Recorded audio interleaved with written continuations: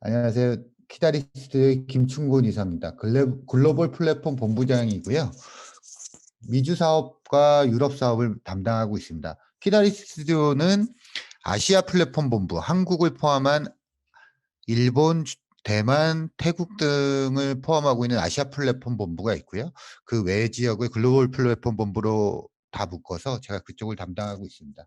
초기에는 델리툰만 담당을 했었는데요. 델리툰의 플랫폼이 여러 개로 늘어났고 또 2020년도에 저희가 레진을 인수하면서 레진 미주 사업까지 같이 맡고 있습니다.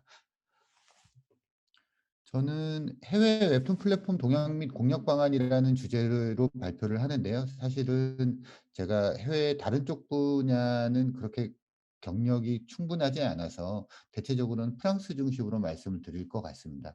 유럽은 제가 있어 본 결과로는 본 경험으로는 각 국가들이 조금씩 다 다른데요. 그렇다고 해서 전체적으로는 한국과 유럽의 차이가 훨씬 멀기 때문에 뭐 프랑스와 독일, 독일과 스페인 뭐 이런 차이들보다는 좀 더 가까운 것 같습니다. 그래서 프랑스를 중심으로 제가 설명을 드리는데 그게 뭐 전체 해외 시장에서도 어느 정도 필요한 내용이 아닐까 생각이 듭니다. 제가 해외 웹툰 플랫폼 중에 특히 유럽 웹툰 시장에 대해서 그리고 중에서도 제가 한 2 년여 동안 담당하고 있는 프랑스 웹툰 시장에 대해서 설명을 드리도록 하겠습니다. 이건 먼저 프랑스 콘텐츠 시장인데요. 지금 우측에 보이는 리스트가 프랑스 웹사이트 순입니다. 알렉사닷컴에서 제가 바로 어제 뽑았던 순인데요. 보시는 것처럼 구글닷컴, 유튜브닷컴, 구글.fr, 야후, 아마존, 위키피디아, 라이브닷컴 뭐 성인 사이트들을 포함해서 대부분의 콘텐츠 사이트들은 다 해외에 있습니다. 프랑스 사이트로 리스트에 있는 거는 오렌지.fr은 프랑스의 통신사고요. 르봉코에는 중고나라 사이트입니다. 그리고 나머지 정부기관, 통신사 뭐 이런 기관들이 보통 사이트의 순위에 들어 있고요. 나머지는 다 해외 사이트인 걸 보실 수 있습니다. 제가 이 순위를 50위까지로 늘렸을 때는 유튜브, 넷플릭스, 아마존 뭐 이런 미국의 동영상 콘텐츠 회사들이 좀 있고요. 어 굳이 콘텐츠 회사라고 할 수 있는 건 르피가로라는 프랑스의 신문사 사이트가 50위권 안에 있습니다. 그 외에는 전부 다 해외 콘텐츠 플랫폼들이 프랑스 콘텐츠 시장 온라인 콘텐츠 시장을 점유하고 있다라고 보시면 될 것 같습니다. 그렇기 과정에서 종이책 시장은 여전히 큰 시장을 형성을 하고 있는 게 현실이고요. 이게 프랑스만 약 3조 원 정도 규모의 종이책 시장을 가지고 있습니다. 아직도 지하철이나 뭐 외부 활동을 할 때 종이책을 보는 친구들이 많고요. 어 그 부분은 하나는 종이책에 대한 선호도가 여전히 있는 것도 맞고 또 하나는 온라인으로 볼 만한 콘텐츠가 그렇게 많지 않은 부분도 있습니다. 제가 이 마지막에 유럽의 노동 환경이란 얘기를 썼는데요. 사실 이건 뭐 좋은 건지 나쁜 건지 모르겠지만 유럽의 어떤 노동 환경들이 워낙 타이트하기 때문에 고용주 입장에서 직원들이 뭐 에게 야근을 시키거나 뭐 본인들이 하고 싶다 그래도 업무를 추가로 하는 게 현실적으로 되게 어려운 나라입니다. 관리하는 차원에서는 뭐 프랑스는 주 35시간이 원래 근무 시간이고요. 35시간에서 주에 10시간, 한국 시간으로 하면 45시간 이상의 업무를 시키는 것들이 어렵습니다. 그러다 보니까 이건 뭐 서비스하다 발생했던 에피소드인데요. 2018년도 12월 24일 날 델리툰이 크리스마스 이벤트를 했습니다. 근데 뭐 프로그램 개발에 약간의 버그가 있는 바람에 장애가 났어요. 그래서 이제 IDC에 전화를 했죠. 그 개발자한테 저희는 이제 확인을 해 봤더니 껐다 키기만 하면은 해결할 수 있다고 하더라고요. 그래서 서버를 좀 껐다 켜 달라고 IDC에 전화를 했더니 크리스마스 이브에 IDC에 아무도 없었습니다. 그래서 저희가 24일 저녁부터 25일까지 서비스를 하지 못했었어요. 그거 사실 뭐 저도 직장인이고 제때 퇴근하는 것도 좋지만 노동 환경이 이렇게 좀 노동자 위주로 너무 이렇게 돼 있다 보니까 회사에서는 저녁에 야근을 안 시키고 그냥 서비스를 중단시켜 버리는 이런 상황들이 발생을 하는 거죠. 근데 사실 IT 서비스, 콘텐츠 서비스라는 건 사실 24시간 어느 때도 장애가 날 수도 있고 그럴 때마다 문제가 생겼을 때 처리하는 것들이 고객의 신뢰도라든지 서비스의 영속성이 되게 중요한 부분인데 이런 부분들이 잘 안 되다 보니까 '유럽 자체의 콘텐츠 서비스가 잘 없지 않나.'라는 생각을 제가 와 있으면서 느끼고 있습니다. 그 뭐 반대로 서구권이지만 미국 같은 경우에 넷플릭스나 뭐 아마존의 노동 환경이 좀 나쁘다 이런 얘기들은 워낙 많이 들었는데 뭐 나쁜 정도까지는 아니지만 그래도 교대 근무로 누가 담당자가 한 명 정도는 야근을 해야 되는 게 맞지 않나. 저희가 했던 아까 말씀드렸던 크리스마스 때 사고 났을 때 했었던 IDC가 프랑스에선 1위 업체였는데도 불구하고 그런 일이 발생한다라는 건 사실 좀 서비스하는 데는 좀 불편한 부분들이 있습니다. 프랑스에서의 K 웹툰은 뭐 웹툰 시장은 그냥 한국 웹툰이라고 생각을 하시면 되고요. 현지 웹툰들이 조금씩 나오고 있는데 아직까지는 그 퀄리티는 품질이라든지 뭐 결과적으로 띈 재미는 쓸만한 작품이 아직은 나오지 않은 게 현실입니다. 프랑스 웹툰 서비스에서 뭐 델리툰의 경우에는 서비스하고 있는 웹툰의 95%가 한국 웹툰이고요. 나머지 5% 정도가 중국 웹툰입니다. 그런데 매출은 99%가 한국 웹툰에서 나온다고 생각을 하시면 될 것 같고요.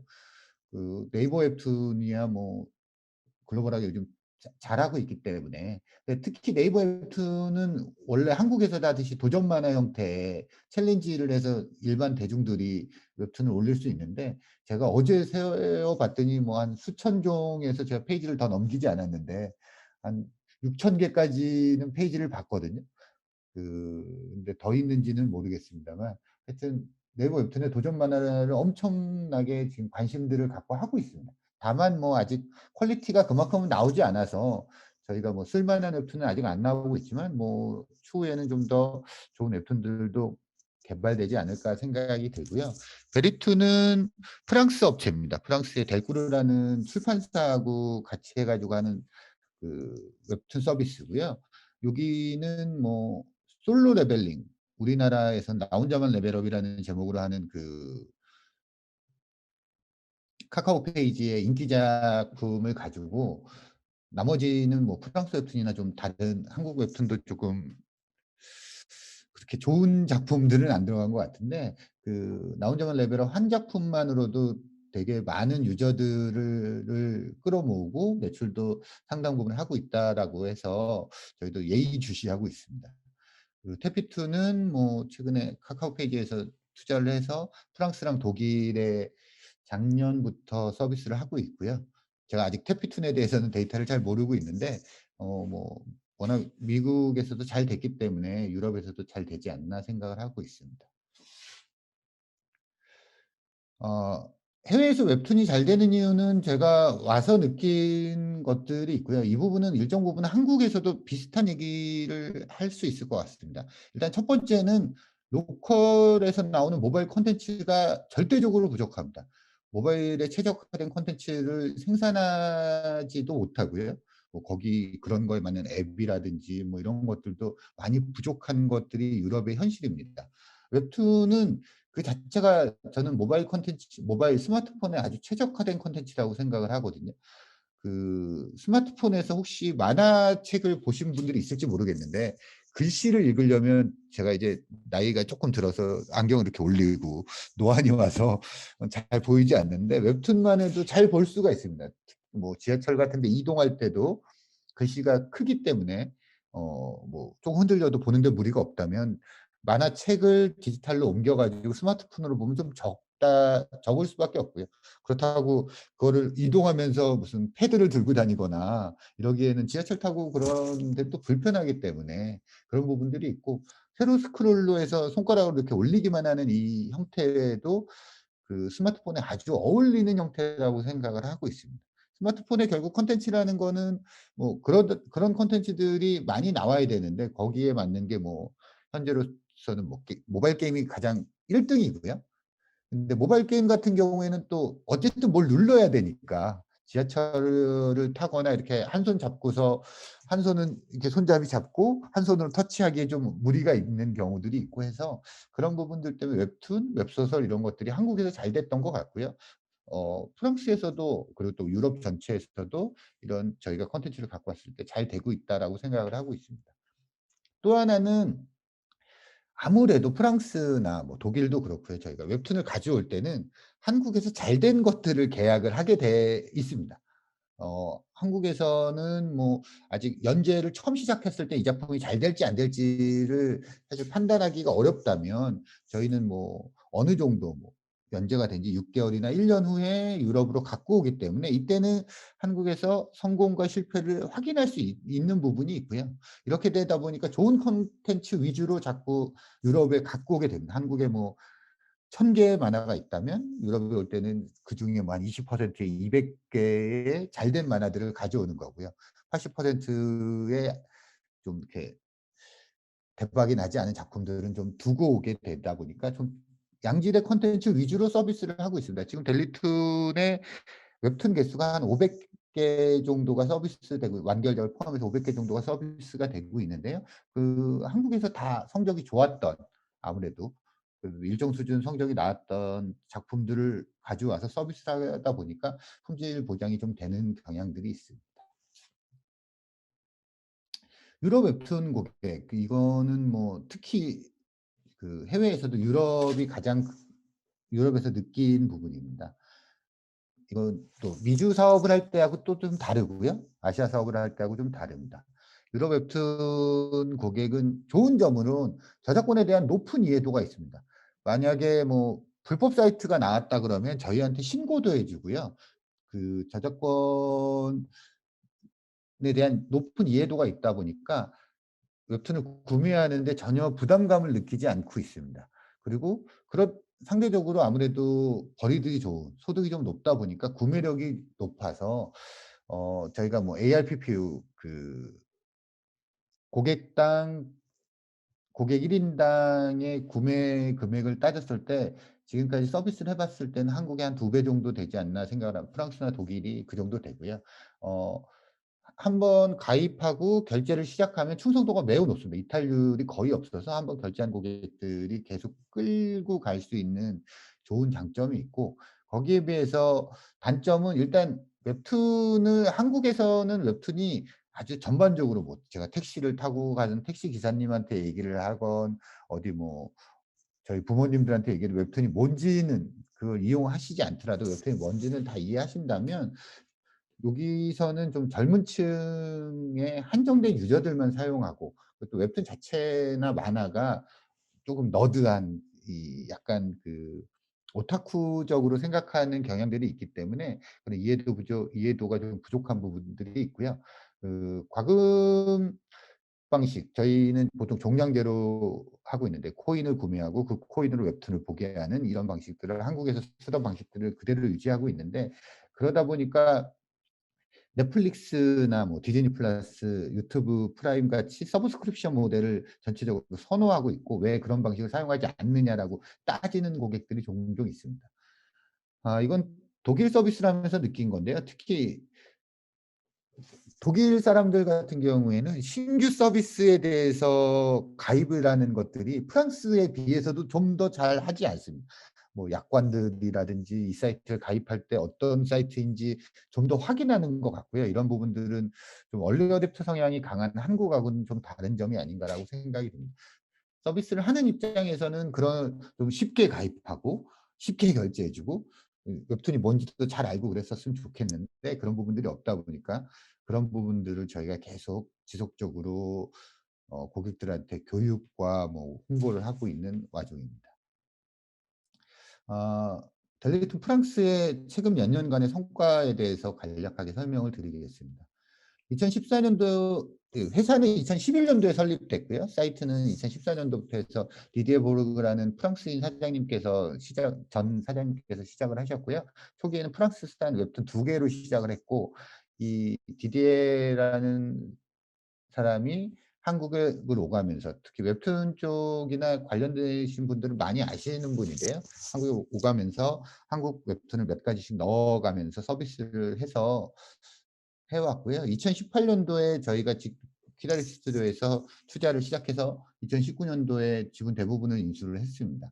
그렇게 되면서 본격적인 한국 웹툰 스타일의 서비스를 시작을 했습니다. 한국에서 개발을 담당하게 됐고요. 웹툰 콘텐츠도 한국 웹툰 콘텐츠 중심으로, 그리고 신규 콘텐츠를 더 가져오고 마케팅에도 좀 기존하고는 많이 향상되게 투자를 했습니다. 그렇게 투자를 해서 매년 2배 이상 매출이 성장했고요. 회원 수도 현재 200만이 돌파했습니다. 유럽에서만 지금 프랑스의 3개 플랫폼, 독일의 2개의 플랫폼, 이렇게 5개 플랫폼을 하고 있고요. 정확하게는 제가 뭐 플랫폼을 구분할 때 국가보다는 언어로 구분을 합니다. 프랑스어만 해도 프랑스, 벨기에, 스위스 일부, 캐나다 일부에서 사용을 하고 있기 때문에, 주로 쓰는 나라들만 해도 여러 국가에서 들어와서 사실 프랑스의 플랫폼이, 프랑스라는 나라의 플랫폼이라기보다는 프랑스어의 플랫폼이라고 보는 게 맞는 것 같고요. 독일 같은 경우에도 오스트리아와 독일이 같이 독일어를 쓰기 때문에 이쪽 저쪽이 같이 보고 있어서 저희가 언어 중심으로 서비스를 확장하고 있습니다. 지금까지는 델리툰에 대해서 설명을 드렸고요. 제가 한 2년여의 델리툰을 하면서 해외 시장을 공략하는 데에 어떤 뭐 방안, 뭐 큰 게 대단한 방법들은 아닌데 경험에서 나오는 것들을 조금 말씀드리도록 하겠습니다. 일단 콘텐츠 측면인데요. 정통적인 판타지 장르는 대체적으로 성공합니다. 중세 유럽 배경을 작품으로 하는 것들은 잘 되고요. 작품 배경에 대해 이해도가 높기 때문입니다. 그래서 뭐 우리나라에서도 뭐 한국은 판타지 장르에 대해서 이해도가 높잖아요. 뭐 이런 뭐 해리포터가 됐던 반지의 제왕이 됐던 이런 거, 엘프가 뭔지 무슨 뭐 드워프가 뭔지 이런 것들을 알지만 유럽 친구들은 도깨비가 뭔지 귀신이 뭔지 모르거든요. 그래서 그런 작품들에 비해서 그냥 정통적인 판타지 작품들, 지금 오른쪽에 보이는 그림체 같은 내용들, 왕궁에 살고 뭐 귀족 백장님이시고 백작의 뭐 공주님이시고 뭐 이렇게 그런 로맨스 평민가 이런 것들은 잘 됩니다. 정통 판타지나 로맨스 장르들은 잘 되는데, 반대로 현대 판타지, 한국에서 한국에 뭐 최근에 유행하는 것들이 그런 것들이거든요. 갑자기 무슨 로또가 100번 당첨돼서 부자가 됐다든지, 알고 봤더니 뭐 아버지가 회장님이고 뭐 이런 것들의 한국식 판타지들은, 한국 정서가 너무 많이 들어있는 작품들은 좀 잘 안 되고, 그게 아니라 좀 그런 거하고 상관없이 좀 더 판타지적인 요소가 더 많은 경우들은 잘 되고 이런 것 같습니다. 최근에 넷플릭스에서 한국 작품들이 많이 잘 됐잖아요. 오징어 게임들은 현재 제가 이거 발표하고 있는 프랑스에서 넷플릭스 1위고요. DP 같은 경우에는 프랑스에서는 그렇게 성공하지 못했습니다. 군대를 안 가봤으니까 군대 얘기들을 잘 모르는 거죠. 그러니까 뭐 접근해도 왜 때리고 왜 뭐 그런 일들이 생기는지 잘 모르는, 한국 사람들이라면 적어도 절반의 남자들은 쉽게 이해하고, 그런 남자들이 주변들에 있으니까 여성분들도 이해할 수 있는 컨텐츠라면, 한국 군대라는 건 되게 이게 특이한 상황인 거잖아요. 프랑스 같은 경우 직업군인들밖에 없으니까 그런 것도 잘 이해가 안 간다면 오징어 게임은 좀 더 쉽게 이해가 가는 거죠. 그런 것도 현실에 없는 판타지적인 요소를 갖고 있는 웹툰이다 하더라도 그런 차이들이 있는 거고요. 거기에 비해서 무협 장르, 뭐 일상툰 이런 것들 잘 안 됩니다. 무협은 뭐 아시아권에서는 다들 알고 칼싸움하고 장풍 쏘고 이런 것들이 다 익숙하지만 유럽 친구들한테는 그 자체가 잘 모르는 거죠. 지팡이 흔들어서 마법을 써야 되는데, 그래서 아시아권에 비해서는 무협이 잘 안 되고요. 일상툰도 보면은 한국에서 뭐 버스를 타다가 놓쳤어요, 뭐 지하철에서 넘어졌어요, 눈이 너무 많이 와서 힘들었어요, 이런 얘기들을 쓰는 그런 류의 웹툰들은 뭐 유럽에서 잘 안 됐던 것 같고요. 콘텐츠는 전체적으로는 그런 콘텐츠들이 잘 됐던 것 같습니다.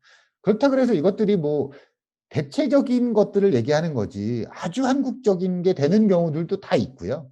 뭐 아닌 경우들, 아주 유럽적인 것들도 안 되는 경우들도 있고, 기본적으로는 웹툰 자체가 재미있고, 한국에서 성공한 만화들은 95% 정도는 유럽에서 성공한다고 봅니다. 아주 5%의 얘기들을 하고 있는 거고요. 한국에서 잘 됐는데 이게 왜 안 됐지 그랬더니 무협은 잘 이해 못했구나. 이런 것들을 저희가 지금까지 봐왔던 것들인 거고요.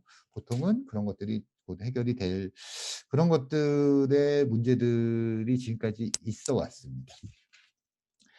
저희가 최근에 오픈한 서비스는 BL 웹툰인데요. BL 같은 경우에는 의외로 또 유럽 친구들한테도 잘 되는 걸로 봐서 장르는 또 뭐 여러 가지로 좀 호불호라는 게 정확하게 이렇게 갈라지는 건 아니고 전체적으로는 한국에 대한 이해도들이 높아지면서 일상툰 같은 것들도 예전보다는 현대 판타지도 예전보다는 좀 더 잘 되고 있는 것 같습니다.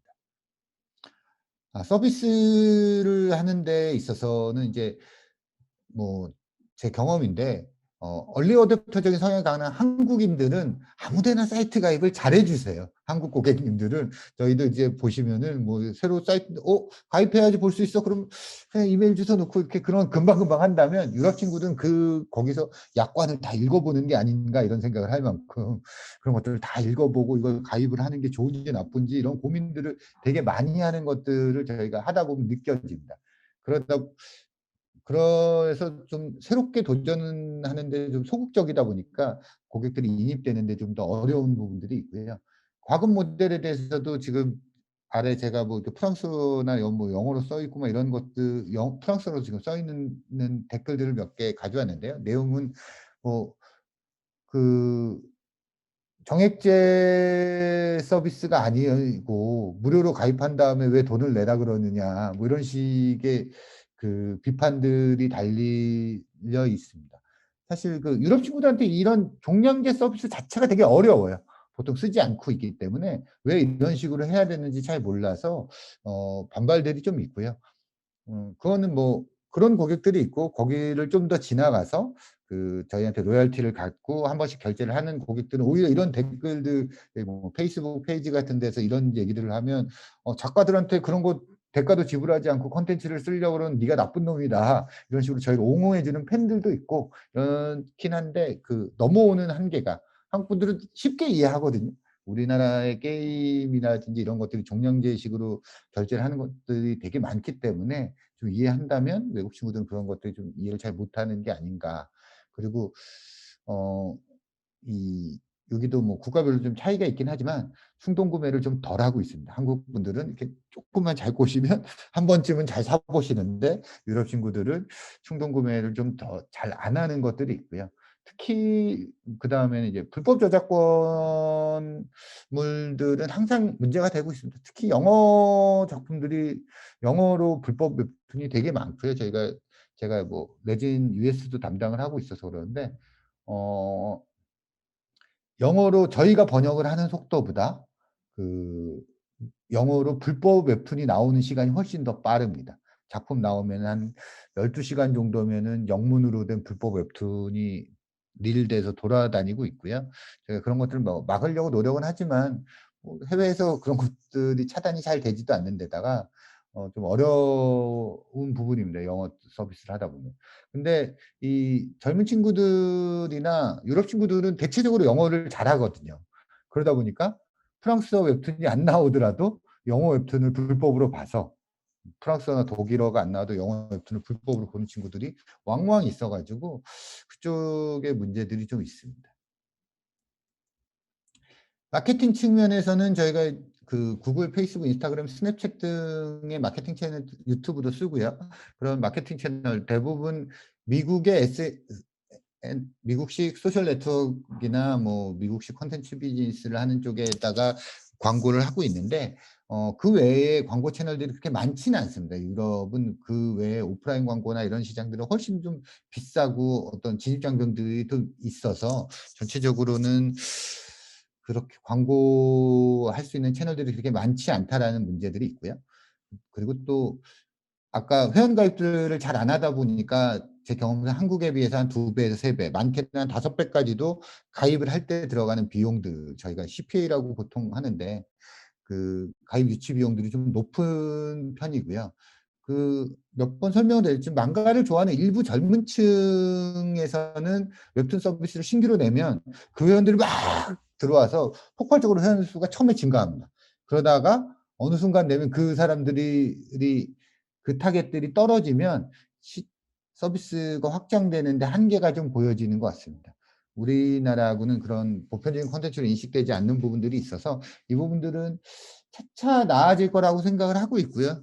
그 프랑스 서비스를 먼저 했던 저희 입장에서는 네이버나 뭐 페피툰이나 뭐 다른 서비스들이 들어오는 게 그렇게 반갑지는 않은데, 어떤 면에서는 여러 서비스들이 들어와서 시장 자체를 확대해 주면서 신규로 '아 이런 게 있었나? 웹툰이라는 게 뭐지?' 하고 들어오는 고객들이 늘어난다라는 거는 장기적으로는 긍정적인 방향이라고 생각을 하고 있습니다.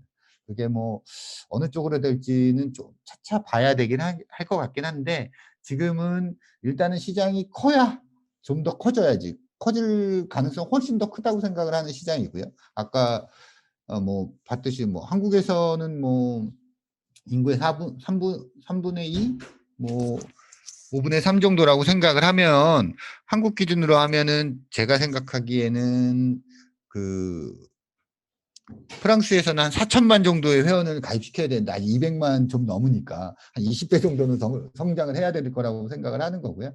그럴 가능성이 충분히 있다고 생각을 하고 있습니다.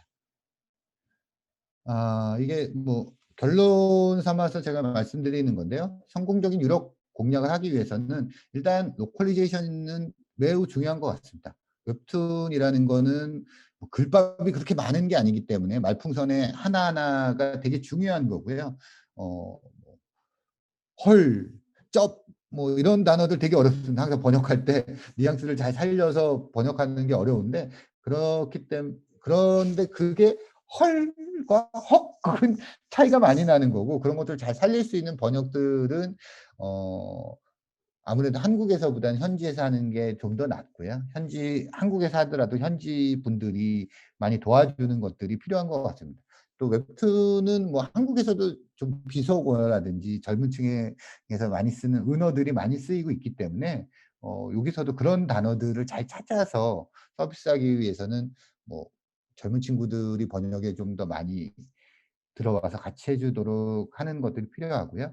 서비스도 현지인들에 맞춰서 서비스를 하는 것들이 좀 필요한 것 같습니다. 우리랑 좀 보는 눈들이 다르고, 뭐 클릭하는 거, 아까 가입하는 것도 좀 다르다고 말씀드렸는데, 그런 것들이 다르기 때문에 좀 더 그 현지인들에 맞는 서비스들을 하는 게 좀 필요한 것 같아요. 저희도 그동안 몇 년간 해 오면서 이거는 한국에서 잘 되는 거라서 해 봤는데 안 되는 경우들도 많이 봤고요. 반대로 한국에서는 안 됐는데 프랑스에서나 독일에서는 또 잘 되는 경우들도 있고, 그래서 그 현지에 맞춰서 좀 서비스를 맞추는 것들이 필요한 것 같고요.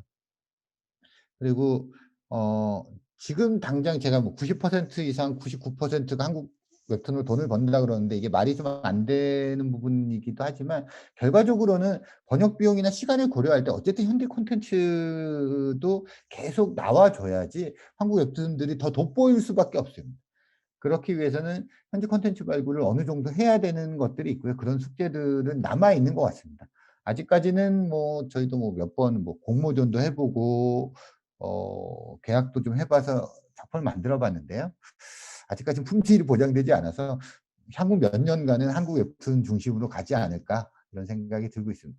이 친구들이 좀 웹툰을 많이 접해서 많이 보고 결제도 많이 해 보고 돈도 많이 내 보고 많이 봐야 웹툰식의 어떤 편집이라든지 그런 제작을 잘할 수 있을 거라고 생각을 하기 때문에 '그때까지는 좀 시간이 필요하지 않나.'라는 생각이 들고요.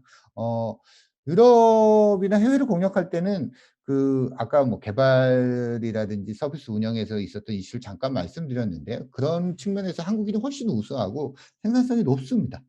그런 측면과 반대로 또 번역이라든지 서비스 운영을 하는 경우에는 현지에 있는 것들이 또 유리한 부분이 있기 때문에, 이런 부분들을 좀 적절하게 잘 섞는 것들, 한국에서만 다 한다고 해서 되는 것도 아니고 유럽에서만 다 한다고 해서 되는 것들은 아닌 것 같아요. 한국에서 잘하는 건 글로벌 세상이고, 시차를 제외하고는 뭐 거의 실시간으로 대부분의 모든 일들을 할 수 있는 세상이기 때문에, 굳이 이거를 뭐 어느 거를 한국에서 다 모여서 일을 해야 된다, 뭐 프랑스에 다 모여서 세팅을 해야 된다, 이런 것들은 아닌 것 같습니다. 왔다 갔 저도 뭐 1 년에 반 정도는 유럽에 있고 1 년에 반 정도 다시 한국에 있고 왔다 갔다 하는데요. 뭐 비행 시간 힘들고 시차 적응하느냐고 좀 고생을 하긴 하는데 업무에는 별 지장이 없습니다. 뭐 밤이고 요즘같이 메신저 잘 되고 뭐 이메일과 온라인 도구들 지금 이런 화상회의 같은 것도 잘 되기 때문에 뭐 해외의 어떤 그 물리적 거리는 거의 문제가 없는데 그렇기 때문에 더더욱이나 뭐 한국에서 잘하는 것들은 한국에서 뭐 유럽에서 잘할 수 있는 것들은 유럽에서 이렇게 하는 것들이 좋은 것 같다라고 생각을 합니다. 이건 뭐 좀 다른 얘기인데요. 뭐 그런 것들이 있거든요. 번역이 을 한국어 프랑스어를 하는 게 영어 프랑스어를 하는 것보다 프랑스에서 더 쌉니다. 보통은 한국어를 덜 쓰기 때문에 그 한국어 프랑스어가 번역하는 게 더 비쌀 거라고 저는 생각을 했는데요. 영어 프랑스어 하는 친구들 너무 많거든요, 여기에. 근데 봤더니 그 수요가 없는 만큼 한국어를 배우는 친구들 중에 번역 일을 할 사람이 별로 없는 거예요. 영어 프랑스어는 수요가 엄청나게 많다 보니까 단가가 좀 더 높다면 한국어 프랑스어를 하는 친구들은 한국어를 잘 배워 놓고도 써먹을 데가 없어서 여기가 번역비가 좀 더 쌉니다, 한국에서 할 때보다. 그런 것들의 어떤 비용적인 측면이라든지 뭐 품질적인 측면이라든지 이런 것들을 좀 더 고려한다면 '성공적인 해외 시장을 공략할 때 도움이 되지 않나.'라는 게 제가 지금까지의 경험이었고요. 뭐 이상으로 저는 뭐 발표를 다 했습니다.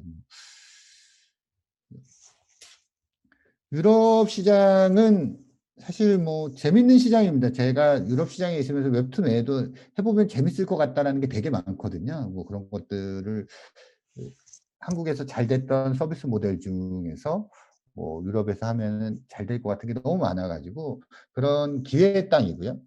그리고 또 그만큼 뭐 좀 멀긴 하지만 그만큼 또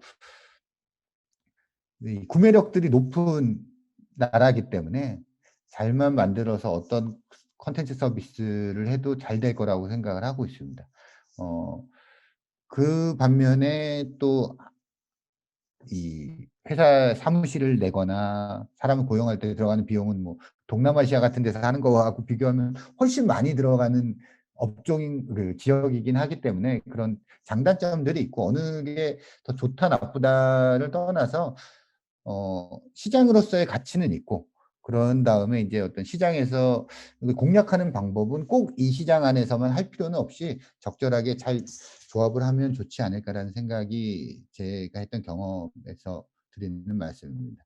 시간 내 주셔서 감사하고요. 제가 서비스하고 있는 플랫폼에서 쓰는 감사합니다입니다. 감사합니다.